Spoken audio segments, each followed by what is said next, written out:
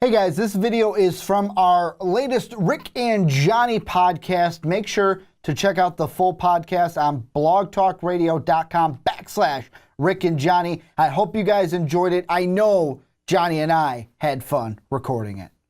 But Johnny, we're going to move on into our next topic, and we are going to look at Marvel because there was some kind of breaking news. Oh, yeah. That came out this past weekend, and we have a star for the Venom movie that me and you talked about not too long ago. Yep. And we have Tom Hardy, who played Bane in the Christopher Nolan Batman trilogy. Yes. You also got to throw a man out of a plane. Remember that. You must ask yourself. You must ask yourself, why would you shoot a man if you threw him out of a plane? Yeah, that guy is going to play Venom. Not that guy, but Tom Hardy. You guys know what I'm saying. I wish. That'd Johnny, be fun. I'm just going to throw it to you. Tom Hardy yes. as Venom. What should we expect? What should we expect from this movie? I mean, I think it's going to be good. He did pretty good. In my opinion, he did good as Bane. He was menacing and everything. Mm-hmm. So, I mean, he's got to just tweak it up a little bit for Venom, because now you can be... And with a rated R Venom, he can let that out. Well, not just that. Do you think he could be Eddie Brock? You know what? I'm not... Are we doing Eddie Brock? Because the tweet from Sony Pictures, which had it, I'll leave the article for Superhero Hype down below. It has him with a Venom shirt on, giving the peace sign. Yeah. And it says, Tom Hardy is Eddie Brock in #Venom. This upcoming film from Sony Marvel Universe, releasing October 5th, 2018. Production starts in fall.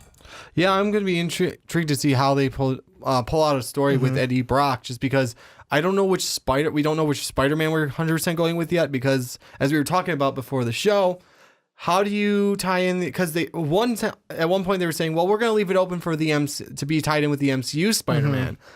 But like you and I were going back and forth with, can you do that having a PG-13 MCU and having a rated R Venom? See, I don't think so. And the reason why is I think it's extremely difficult to say, oh, well, if it's in our universe, it's rated R.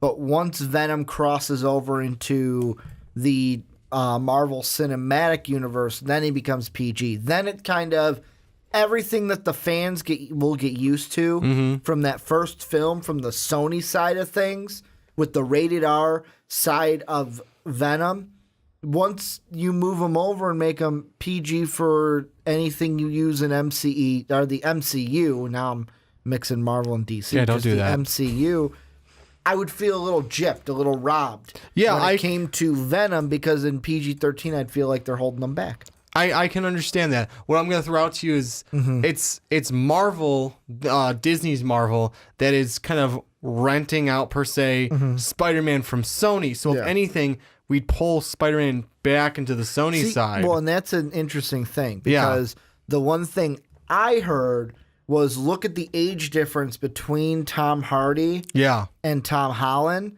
Are they even going to want to use? Are they even going to use Tom Holland in this movie, or are they going to kind of look at it like a Deadpool side of things? Because when Deadpool came out, you can kind of map out where that movie takes place in the X-Men line of universe. Yeah, exactly. You know what happens before Apocalypse, but they're really ambiguous with the where does this movie take place in the X-Men timeline. I think Sony might go with a similar thing here, where it's not going to be like, this movie happens here in this timeline, this is where we are. It's just going to be the movie happened. And it's like, you're sitting there going, if I had to, I don't know where this movie takes place in the Spider-Man timeline. Yeah, that's very possible, just because we don't know which Spider-Man we're going to go with yet. It would be I think it'd be a little bit harder to tie it in with Tom Holland, just because of, let's just say the age gap between the two of them. Yeah. Exactly. I mean, how are you supposed to... Eddie Brock, what was he? I think he was... Was he one of the bullies at school? No, that was... You're thinking Gordon. Flash Thompson. Not Flash Gordon. Flash Thompson, who I believe became Agent Venom later on. Eventually. No, you're right. So I'm not sure how we would tie in an Eddie Brock with such a young Spider-Man. I mean, it's not impossible, but, I mean, do we do it with this mid-high school one, or do we go with our recent one? What was his name? Garfield. Andrew Garfield. do we go with one that's kind of like bordering, hey, you're graduating high school, going into college, which would tie in a little bit better of the age gap of your Venom. Well, and that's the thing that I was thinking about is, and I'm going to throw this question out there. Okay. Do you have to tie in Spider-Man at all? Do you have to, and when I say that, of course you have to tie in Spider-Man, but do you have to actually physically see a Spider-Man? Or could you just reference that Spider-Man's going on, much like Deadpool did with the X-Men? I'm not saying it's not possible. I just feel like it's kind of hard with the storyline of having the symbiote, having Venom, to not have Spider-Man in there really at all, except by, oh, here's a poster of him or here's reference to him. What are you gonna what are you gonna do exactly with the movie then? Well, and here's the thing that I run into when it comes to if you're not gonna have Spider-Man in there at all. Originally, it's Spider-Man that brings the toxin back to Earth, brings it here. That's why in Spider-Man 3, Spider-Man has it first. Spider-Man has the symbiote, and it's like, whoa, I have these powers. And then eventually he's like, no, I don't need this. And that's when he gets rid of it. Yeah. And that's when Eddie Brock becomes Venom, because the symbiote bonds to Eddie Brock. If you're not going to have Spider-Man in there, are you going to go with a version where, you know what, in the first 5 minutes we explain, hey, this is how he got we just explain, this is how we got it, and boom, now we're with Venom. Yeah, that's my thing, is how are they going to explain Venom? Because even before that, how it happens is Spider-Man's the one that gets in touch. He doesn't bring it back from space. Well, he gets in touch with He's the first one to get in touch with it, which is why he has it. And then afterwards, that if you don't notice, Venom kind of resembles Spider-Man, but kind of is pissed off at him too, which is why he keeps trying to kill him, because he wanted to be, he was fused with Spider-Man. Now he wants to, at one point he wants to be Spider-Man, and it's like Spider-Man doesn't want him. No, well, then I'm going to destroy you, Spider-Man. Yeah. And the thing was, how do you do that kind of thing without having Spider-Man in there, unless you go, well, Eddie Brock already has it and he wants to emulate Spider-Man, but why would he want to just do that automatically?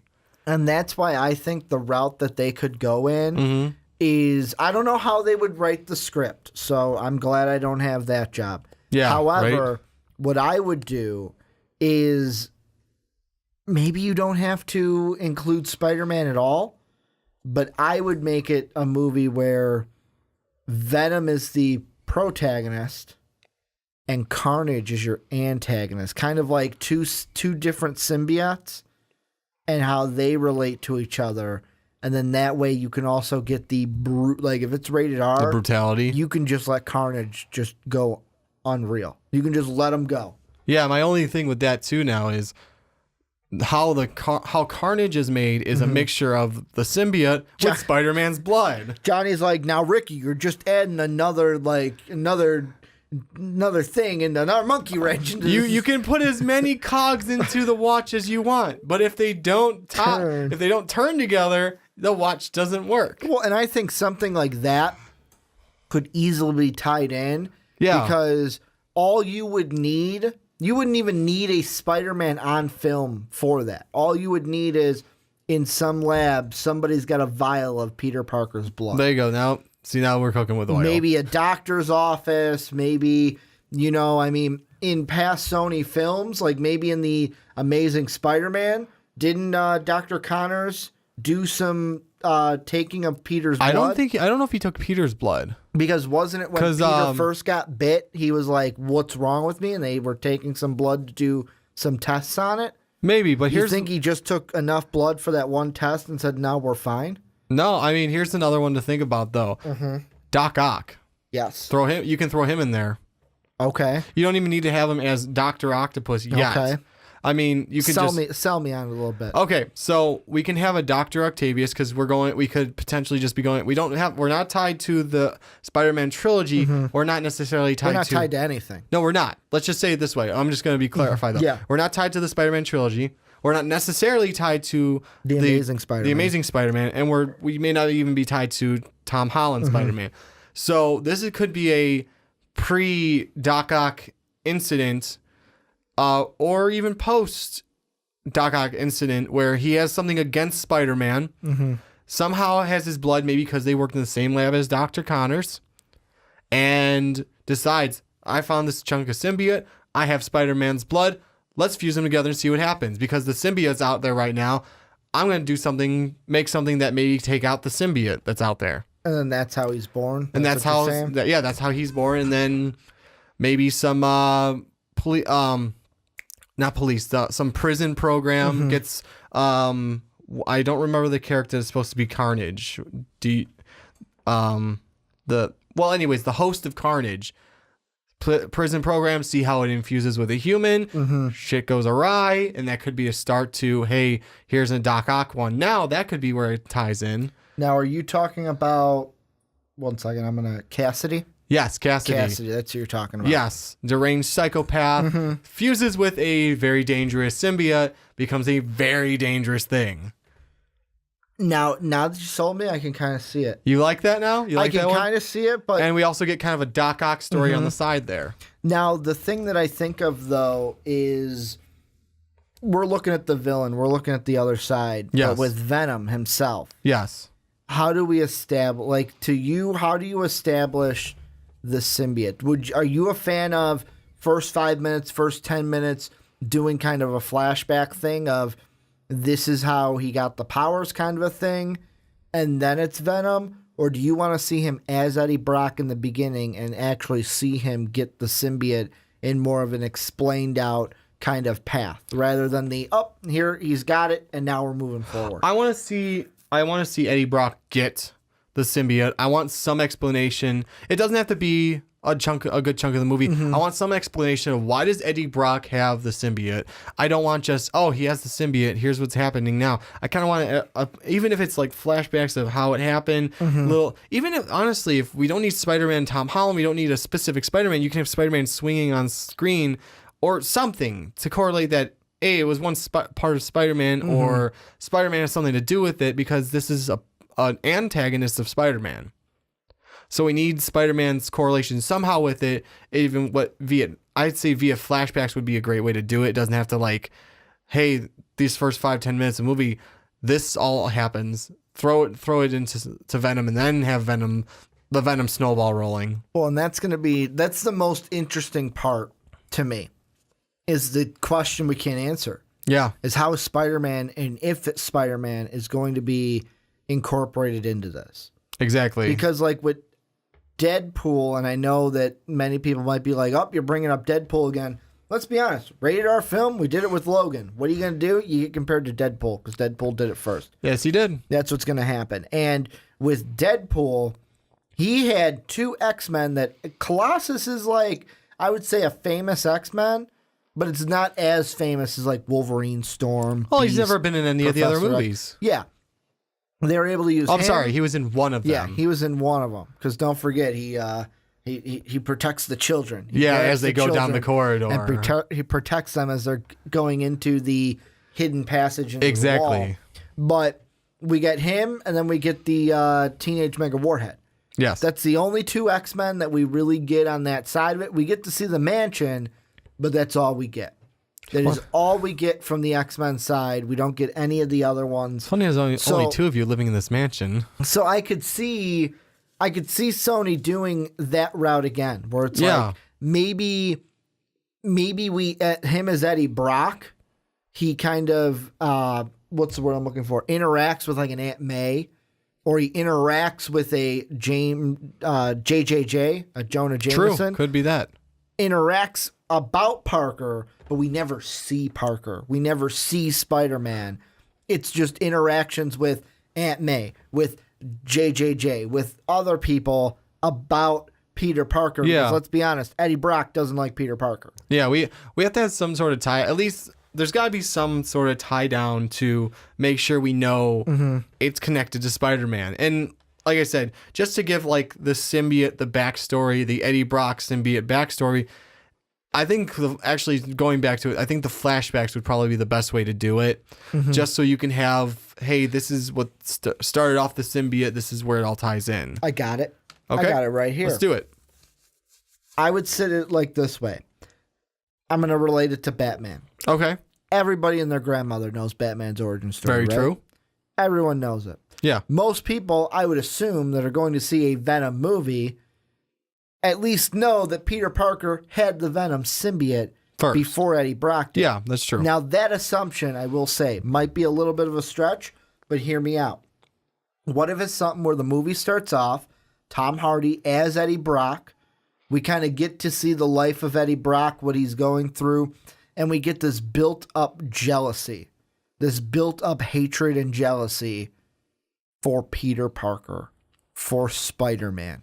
Because you can even do it, like I said, at the Daily Bugle with JJJ, you see all these shots of like the front page paper, Peter Parker's picture, and it could just be Spider-Man swinging. Yeah. That's all it has to be, That's true. is just a picture of Spider-Man and all these headlines. And Eddie Brock kind of builds up that jealousy.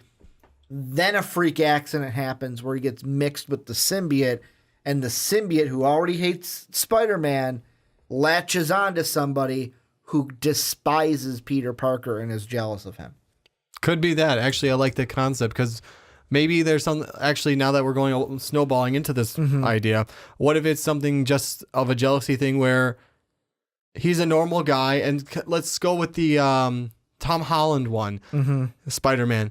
There's a guy that Vulture. He's a cleanup crew guy, and he's miffed about Tony Stark. Yeah. He hates Tony Stark, but he's just a normal guy who took all this stuff and put it together. Maybe it's something like, well, hey, why is Spider-Man always on the front of the paper? Maybe he's like, let's throw out there. Maybe he's a fireman or someone in the city that's a normal person doing really good things for everyone, but it's kind of like taking a back page to Spider-Man now from JJJ.